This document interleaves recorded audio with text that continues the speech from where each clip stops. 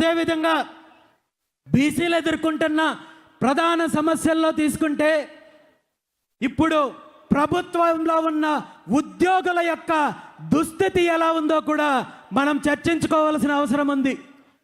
ప్రభుత్వ ఉద్యోగం చేస్తున్న బీసీ ఉద్యోగులు, బహుజన ఉద్యోగులు ఈరోజు ఒక రకమైన అభద్రతాభావంతో తన హక్కులను, డిమాండ్లను కనీసం ప్రభుత్వాన్ని నిలదీయడానికి కూడా భయపడే పరిస్థితి ఉంది. ఎందుకంటే నోరు విప్పితే ట్రాన్స్ఫర్లు చేస్తారేమో అని భయము, ఇంక్రిమెంట్లు కట్ చేస్తారేమో అని భయము, కారణాలు చూపించి సస్పెండ్ చేస్తారేమో అని భయము, ఉద్యమం చేస్తే తన జీవితాన్ని, తన కుటుంబము రోడ్డు మీదకి వస్తుందనే భయంతో ఈరోజు బీసీ ఉద్యోగస్తులు అనేక డిమాండ్లు, న్యాయపరమైన డిమాండ్లు ఉన్నప్పటికీ కూడా నోరు మెదపలేని పరిస్థితి ఈరోజు బీసీ ఉద్యోగుల్లో ఉంది. మరి ఈ పార్టీలకు సంబంధించి ఈ పార్టీల కొమ్ము కాసే ఉద్యోగులైతే ఎన్ని లీవులైనా పెట్టుకోవచ్చు, ఏమైనా చేయొచ్చు, రాజకీయాలు చేయొచ్చు, ఎన్నికల ప్రచారాలు చేయొచ్చు, ఏ ఒక్కరూ మాట్లాడే పరిస్థితి ఉండదు. కానీ బీసీ ఉద్యోగస్తులు మాత్రము కనీసము వారి కుటుంబాలకు సంబంధించిన, బంధువులకు సంబంధించిన శుభకార్యాల్లో పాల్గొనాలంటే కూడా భయపడే పరిస్థితి రోజు ఈ రాష్ట్రంలో ఉంది. ఈ సందర్భంగా రాష్ట్రంలో ఉన్న బీసీ ఉద్యోగులందరికీ కూడా నేను ఒక్కటే తెలియజేస్తున్నాను, మీ హక్కుల కోసం, మీ డిమాండ్ల కోసం, న్యాయపరమైన డిమాండ్లు ఏవైతే ఉన్నాయో వాటికి మీరు పోరాటానికి సిద్ధమైతే మీకు అండగా నేనుంటాను, బీసీవై పార్టీ ఉంటుందని చెప్పి ఈ సందర్భంగా మీ అందరికీ మాటిస్తున్నాను. అదేవిధంగా ఈరోజు ఇంకా సామాజికంగా ఈ రాష్ట్రంలో బీసీల పరిస్థితి ఎలా ఉందో మనం చూడొచ్చు.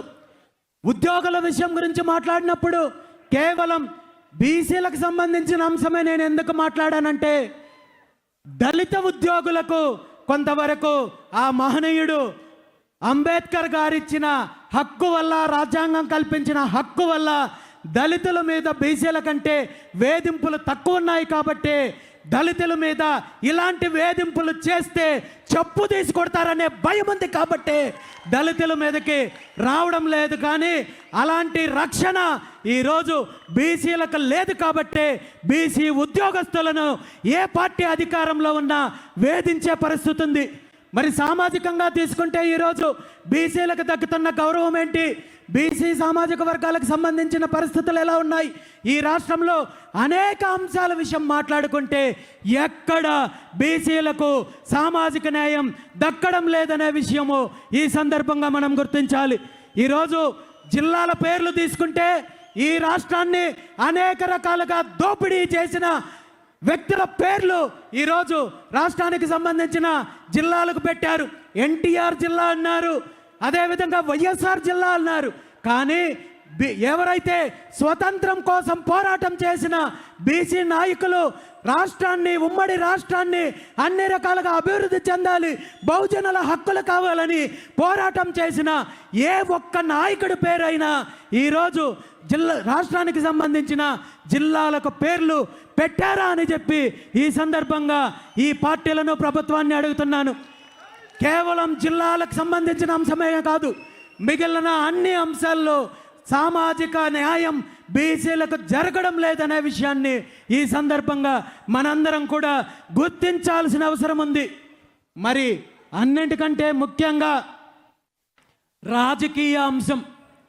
ఉమ్మడి ఆంధ్రప్రదేశ్ రాష్ట్రం ఉన్నప్పటి నుండి రాష్ట్రం విడిపోయిన తర్వాత తెలంగాణ కావచ్చు, ఆంధ్రప్రదేశ్ రాష్ట్రంలో కావచ్చు, బీసీలంటే కేవలం వీళ్ళు ఓట్లు వేయడానికి పనికొచ్చే యంత్రాలు, తప్పుడు హామీలు ఇస్తే వాటిని నమ్మి మమ్మల్ని మోసం చేయడానికి పనికొచ్చే ఒక యంత్రాలు తప్ప మరొకటి కాదు అని 79 సంవత్సరాల స్వతంత్ర భారతదేశంలో మనము అనేక పార్టీలను, నాయకులను, ప్రభుత్వాలను చూసాం.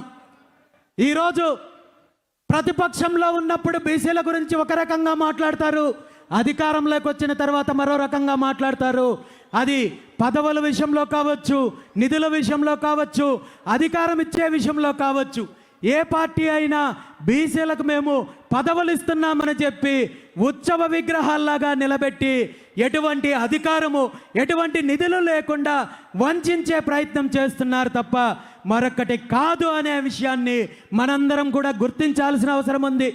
ఈరోజు ఆంధ్రప్రదేశ్ రాష్ట్రానికి సంబంధించి శాసనసభ్యుల విషయం ఒక్కటి మనం తీసుకుంటే ఆంధ్రప్రదేశ్ రాష్ట్ర శాసనసభలో 175 మంది అభ్యర్థులు ఉన్నారు, 175 మంది ఎమ్మెల్యేలు ఉన్నారు, 175 మంది సభ్యుల్లో ఈ రాష్ట్రంలో 55% పైగా ఉన్న బీసీలకు సంబంధించి ఎంతమంది ఎమ్మెల్యేలు ఉన్నారో మీ అందరికీ తెలుసా? 175 మంది శాసనసభ్యుల్లో బీసీలకు సంబంధించి కేవలం 34 మంది మాత్రమే ఉన్నారనే విషయాన్ని ఈ సందర్భంగా మనం తెలుసుకోవాలి. ఈరోజు ఎస్సీ సామాజిక వర్గం నుండి 29 మంది ఉన్నారు, ఎస్టీ సామాజిక వర్గం నుండి 7 మంది ఉన్నారు. అంటే ఆనాడు బాబాసాహెబ్ అంబేద్కర్ గారు రిజర్వేషన్ల హక్కు కల్పించారు కాబట్టి దళితులకు ఈరోజు రాష్ట్రంలో 20% ఉన్న దళితులకు 36 మంది సభ్యులు ఉండే అవకాశం వచ్చింది. కానీ ఆ హక్కు ఆ రిజర్వేషను 55% ఉన్న బీసీలకు లేదు కాబట్టి కేవలం 34 మందికి మాత్రమే పరిమితమయ్యాం. ఈరోజు కేవలము ఇది శాసనసభకే పరిమితం అవ్వలేదు. కింద స్థాయి కార్పొరేషన్ దగ్గర నుండి సర్పంచ్ దగ్గర నుండి ఎంపీటీసీ జెడ్పీటీసీ ప్రతి స్థాయిలో కూడా బీసీలకు రాజకీయంగా అన్యాయం జరుగుతోంది. వీళ్ళిచ్చే పదవులు కూడా కేవలము ఉత్సవ విగ్రహాలు లాంటి పదవులే ఉంటాయి తప్ప వీళ్ళకి అధికారం లేదు. ఎవరైనా బీసీ నాయకుడు అభివృద్ధి చెందుతున్నాడంటే వాళ్ళ మీద ఆరోపణలు చేయడానికి, వాళ్ళ మీద నిందలు వేయడానికి ప్రభుత్వాలు పార్టీలతో పాటు వీళ్ళ వంతన పాడే పత్రికలు, బీసీ ద్రోహు యొక్క పత్రికలు ఈ రాష్ట్రంలో చాలా ఉన్నాయనే విషయాన్ని మనం గుర్తించాలి. ఈరోజు మనం చిన్న ఉదాహరణలు తీసుకుంటే గత కొన్ని రోజుల క్రితము ఒక బీసీ నాయకుడు గౌతు లచ్చన్న గారికి సంబంధించిన స్వతంత్ర సమరయోధులు గౌతు లచ్చన్న గారికి సంబంధించిన కార్యక్రమంలో ఒక బీసీ సామాజిక వర్గానికి చెందిన మంత్రి పాల్గొన్నారని, అదే కార్యక్రమంలో మరో పార్టీకి చెందిన నాయకుడు పాల్గొన్నారని చెప్పి ఆ మంత్రి గురించి ఒక పత్రిక, ఈనాడు అనే పత్రిక రాస్తూ ఇంకిత జ్ఞానం లేకుండా ఈరోజు మరో పార్టీకి సంబంధించిన నాయకుడితో కలిసి కార్యక్రమంలో పాల్గొన్నారని చెప్పి ఈనాడు అనే ఒక పత్రిక రాస్తుంది. అదేవిధంగా తిరుమల తిరుపతి దేవస్థానంలో 3 సార్లు సభ్యుడిగా టీటీడీ పాలక మండలి సభ్యుడిగా చేసిన ఒక బీసీ సామాజిక వర్గానికి చెందిన నాయకుడు అక్కడ ఒక గెస్ట్ హౌస్ నిర్మించి స్వామివారికి సేవ చేయాలనుకుంటే అతని మీద ఆంధ్రజ్యోతి అనే ఒక తోక పత్రిక తప్పుడు కథనాలు రాసి ఆ నిర్ణయాన్ని వెనక్కి తీసుకునే విధంగా దుష్ప్రచారం చేస్తుంది.